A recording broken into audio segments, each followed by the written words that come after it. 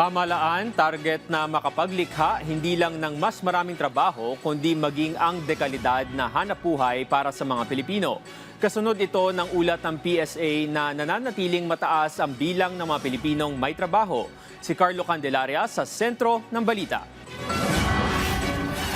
Nananatiling mataas ang bilang ng mga Pilipinong may trabaho ayon sa pinakahuling labor force survey na inilabas ng Philippine Statistics Authority ngayong araw. Mahigit 49.6 million na mga Pilipino ang may trabaho noong May 2026, nakatumbas ng 95.2% employment rate ng labor force. Samantala, bumaba naman sa 12.2% ang underemployment rate.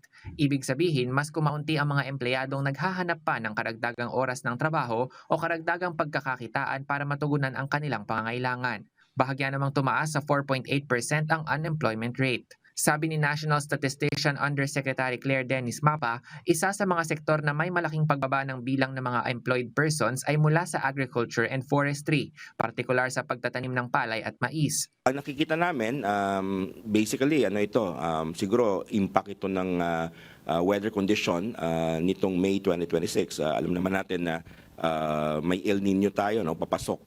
And this is also one possibility. Samantala, ayon sa Department of Labor and Employment, ipinapakita ng pinakabagong labor force survey na nananatiling matatag ang labor market sa kabila ng mga hamon sa ekonomiya. Binigyang diin din ni Labor Secretary Francis Tolentino na ang layunin ngayon ng pamahalaan ay hindi lang makalikha ng mas maraming trabaho, kundi ng mas dekalidad na hanapbuhay na may disenteng kita, magpapalakas sa kakayahan ng mga manggagawang Pilipino at maghahanda sa kanila sa mga trabaho ng hinaharap. Carlo Luis Candelaria para sa Bayan.